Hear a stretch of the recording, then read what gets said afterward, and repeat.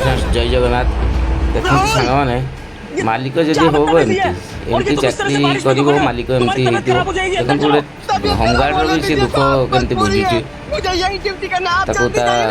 Manager केमती torture करता मालिक आसी केमती दुख कथा बुझी देखो भलसे वीडियोटा शेष पर्यंत देखो निश्चय जानीपारे तार महत्व। राहुल मैंने तुम्हारी बहुत बकवास सुन ली थी, तेज बारिश हो रही पता नहीं क्या बोल रहे हो। चलो तुम अंदर चलो। मैं नहीं जा सकता, यहीं पर भीगूंगा, यहीं पर बीमार पड़ूंगा या फिर यहीं पर मर जाऊंगा। पर जा नहीं सकता, मजबूरी है, नहीं तो मेरी नौकरी चली जाएगी, परिवार वाले भूखे मर जाएंगे। अरे बेवकूफ आदमी, अगर तू मर जाएगा तो लोग मेरी कंपनी बंद कर देंगे, बोलेंगे कि मालिक ने गार्ड पर इतना जुल्म किया कि उसको बारिश में ड्यूटी करवाई। जब मैं खुद कह रहा हूँ कि अंदर चल के ड्यूटी कर ले, तो यहाँ बारिश में ड्यूटी कर क्यों रहा है तू? चल ना अंदर। साहब हाथ जोड़ रहा हूँ, पैर पकड़ रहा हूँ, आप जाइए नहीं तो आप भीग जाएंगे तो अच्छा नहीं लग रहा है। साहब आप जाइए ना, बीमार पड़ जाएंगे आप। राहुल अब मैं तुम्हारी एक बकवास नहीं सुनूंगा, तुम खुद तो बीमार पड़ोगे, मुझे भी बीमार करवाओगे। चलो तुम अंदर चलो। चलो साहब मेरी बात तो सुनिए। चुप। अब अच्छा है, कम से कम बारिश से बच के तो बात कर रहे हैं, वरना पता नहीं तुम तो बीमार ही कर देते वहां पे। अब मैं तुम्हारी बात सुनूंगा शांति से कि तुम वहां बकवास कर क्या रहे थे कि बारिश में खड़ा होना जरूरी है, बारिश में खड़ा नहीं हुआ तो नौकरी चली जाएगी, सैलरी नहीं मिलेगी, पता नहीं क्या बोल रहे थे। अब बताओ क्यों खड़े थे बारिश में तुम, और क्यों मेरे को मना कर रहे थे जब मैंने तुम्हें कहा कि अंदर चलो? मेरी बच्ची की जान भी चली जाएगी। राहुल मन कर रहा थप्पड़ मारूं तुम्हारे खींच के। क्या बोले जा रहे हो? अरे पहले कह रहे हो कि अगर बारिश में खड़े नहीं हुए तो तुम्हारी नौकरी चली जाएगी, फिर कह रहे हो कि सैलरी नहीं मिलेगी, फिर कह रहे हो कि बच्चे की जान चली जाएगी। चल क्या रहा है ये सब राहुल? तब मैं बताता हूँ आपको क्या हुआ है। मैनेजर साहिबा मुझे बहुत टॉर्चर कर रही है। जब से यहाँ पर काम पर लगा हूं ना, तब से मुझे अपना पर्सनल काम करवाती है। लाख बार उनसे बोला कि मैडम जी यहाँ गार्ड की नौकरी करने के लिए हम आए हैं, हमें एंट्री करना है और यहाँ का देखभाल करना है। पर बोलती है नहीं, तुझे पैसे देती हूँ, तू गुलाम है, मेरे इशारों पर नाचेगा, मुझसे अपना पर्सनल काम करवाती है। मैंने शुरू में उनका कहना मान लिया, करता गया, पर अब बहुत परेशान करी है साहब, बहुत ज्यादा। एक दो बार मना कर दिया तो बहुत गुस्से में आ गई, और अभी 1 घंटे पहले आई थी, बोली कि बारिश में जाकर मेरे लिए पिज्जा लेकर। बताइए अब बारिश में भीग कर मैं जाऊं? मैंने बोल दिया मैडम ये बारिश बंद हो जाने दीजिए। बोली कि मेरा कहना टाल दिया तूने, एक काम कर बारिश में खड़े हो जा। मैंने बोला कि नहीं खड़ा होऊंगा, हाथ पैर जोड़ने लगा। मुझे बोली कि नौकरी से निकाल दूंगी। अब बताइए मजबूरी का फायदा उठाया जा रहा है। अब पर्सनल काम नहीं करूंगा तो मुझे सजा देंगी वो। मैं डर गया था बहुत। मेरे घर की स्थिति ऐसे ही खराब है, बच्ची की तबीयत खराब है, बेचारी जिंदगी और मौत से जूझ रही है, मुझे पैसों की जरूरत है, यहाँ नौकरी चली जाएगी तो और दिक्कत बढ़ जाएगी ना साहब। इसलिए उनका कहना मान लिया और जाकर बारिश में खड़ा हो गया। पर उतने में आप आ गए। साहब आप तो मुझे यहाँ पर लेकर आ गए, कैमरा लगा हुआ है, मैडम देख लेंगी ना तो नौकरी से निकाल देंगे, मुझे जाने दीजिए साहब बारिश में। राहुल शांत हो जाओ, कंपनी का बॉस तुम्हारे सामने खड़ा है, तुम सबकी सैलरियां मेरे अकाउंट से होकर जाती हैं, तुम सबको मैंने हायर किया है और तुम मेरे से ऊपर मैनेजर की बात को रख रहे हो। क्यों? क्या मेरी कोई रिस्पेक्ट नहीं है, मेरी कोई वैल्यू नहीं है? राहुल अगर तुम्हारे साथ मैनेजर मैडम इतने दिनों से ये सब कर रही थी तो तुम्हें अपने सर को बताना चाहिए था।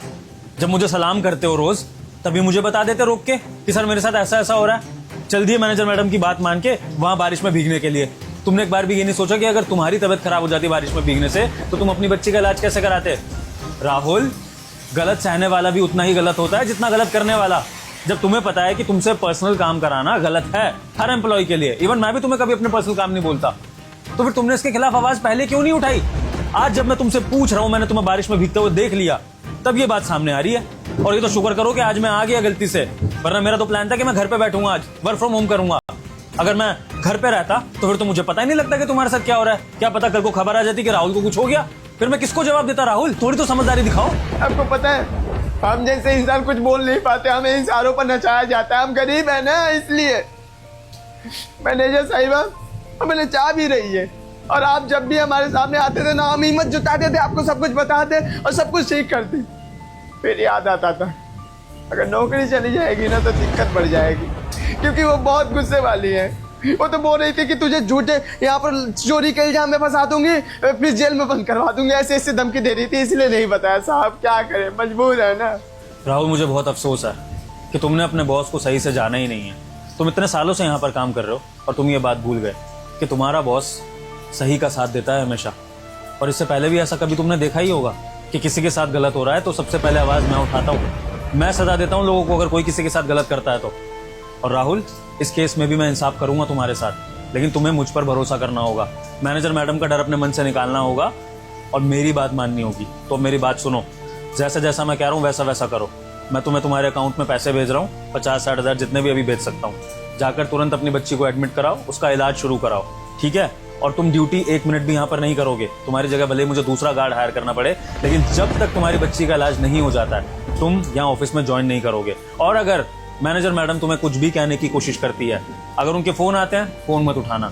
और अगर कभी वो तुम्हें फिजिकली मिल जाती है और तुम्हें परेशान करती हैं तो उनको खींच के थप्पड़ भी मार सकते हो, ये राइट मैं तुम्हें दे रहा हूँ। उनको समझाना कि बड़े साहब ने ऐसा बोला है करने को, फिर देखता हूँ मैनेजर मैडम तुम पे कैसे जुल्म करेगी। साहब ये सब तो ठीक है, पर आप मुझे नौकरी से तो नहीं निकाल रहे हैं ना?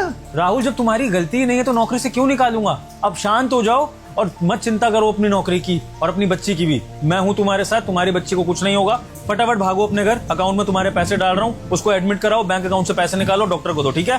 जी बहुत बहुत शुक्रिया आपका। जाओ। हाँ हर्षिता मैडम, इनको बुलाना पड़ेगा अब। जी सर, आपने मुझे बुलाया था। जी मिस हर्षिता, जरा एक बार मौसम देखिए, कैसा लग रहा है आपको ये मौसम? मौसम तो बहुत अच्छा है सर। कितना बढ़िया होना अगर इस तेज तरार बारिश में आप भीग जाएं और इस बारिश का मजा लें। सर पर मेरी ड्रेस खराब हो जाएगी और मैं ऑफिस में हूँ फिलहाल, मेरी तबीयत भी खराब हो जाएगी, चेंज नहीं कर पाऊंगी मैं। सो वॉट मिस हर्षिता, आपके कपड़े खराब हो, आपकी तबीयत खराब हो, आप चाहे मर जाएं, मुझे इससे फर्क नहीं पड़ता है। आपके बॉस का ऑर्डर है कि जाओ, जाकर अभी के अभी इस बारिश में नहाओ, और जब तक मैं तुम्हें वापस आने को ना कहूँ तब तक तुम इस बारिश में भीगती रहोगी। चलो। सर आप मेरे साथ मजाक कर रहे हैं ना? आप सच में मजाक ही कर रहे होंगे? हर्षिता, मैं मजाक के मूड में लग रहा हूँ तुम्हें?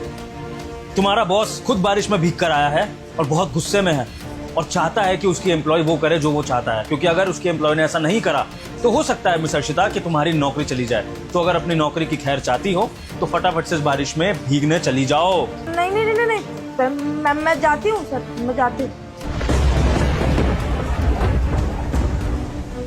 जाओ हर्षिता, मेन रोड पे खड़ी हो जाकर, यहाँ नहीं, चलो प्रॉपर बारिश में भीगो। सर बहुत तेज बारिश है।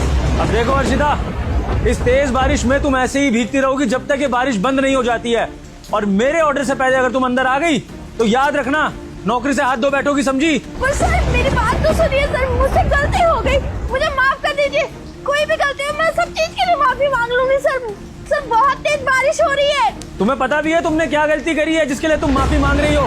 बताओ क्या गलती करी है तुमने जिसके लिए मैं तुम्हें सजा दे रहा हूँ? तुम्हें बीमार तक करने को रेडी हूँ, सोचा नहीं तुमने एक बार भी? सर मुझे नहीं पता आप किस बात के लिए यहाँ खड़ा कर रहे हैं, पर बस इतना पता है कि बहुत तेज बारिश हो रही है, प्लीज मुझे बुला लीजिए, मेरे सारे कपड़े भीग गए सर, मैं बीमार पड़ जाऊंगी। अब पता लगा कि राहुल को कैसा लग रहा होगा जब तुमने उसको इस बारिश में ड्यूटी करने के लिए बोल दिया।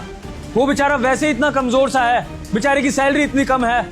तुमने एक बार भी नहीं सोचा कि अगर वो इस बारिश में बीमार पड़ गया तो उसकी दवाई का खर्चा कौन उठाएगा, और अगर कंडीशन सीरियस हो गई तो वो बेचारा अपने घर को कैसे संभालेगा? जब तुमने उस पर रहम नहीं करा ना हर्षिता, तो अब तुम्हारा बॉस भी तुम पर रहम नहीं करेगा। अगर मेरे एक एम्प्लॉय के साथ गलत हुआ है तो दूसरे को मैं नहीं बख्शूंगा। तुम भी वही ट्रीटमेंट डिजर्व करती हो जो राहुल के साथ तुमने करा है। खड़ी रहो यहाँ पर। सर मैं माफी मांगती हूँ, मुझसे बहुत बड़ी गलती हो गई, मैं मानती हूँ कि मुझसे गलती हुई है सर। सर प्लीज अब तो बुला लीजिए, बहुत तेज बारिश हो रही है, मुझे ठंड भी लगने लगी है सर, पानी भी देखिए ना कितना ज्यादा भरा हुआ है सर, प्लीज हाथ जोड़ रही हूँ, मैं भीग गई हूँ पूरी तरह से, मेरे पास कपड़े भी नहीं है कि मैं दूसरे कपड़े चेंज कर सकूँ सर, प्लीज। ये जो तुम माफी मुझसे मांग रही हो हर्षिता, ये तुम राहुल से भी मांगोगी?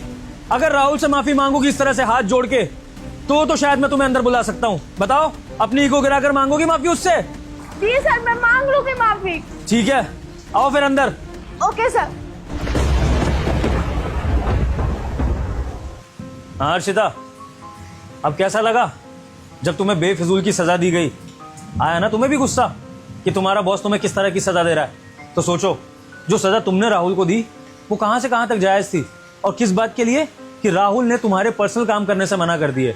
तो हर्षिता एक बात बताओ, अगर तुम इतनी ही रईसजादी हो चुकी हो कि तुम्हें एक पर्सनल गार्ड चाहिए अपने काम कराने के लिए, तो फिर अपने पापा से कह दो जाके कि तुम्हें ऑफिस में एक पर्सनल गार्ड के साथ भेजा करें। जो तुम्हारी प्रोटेक्शन भी कर ले और तुम्हारे सारे काम भी कर दे।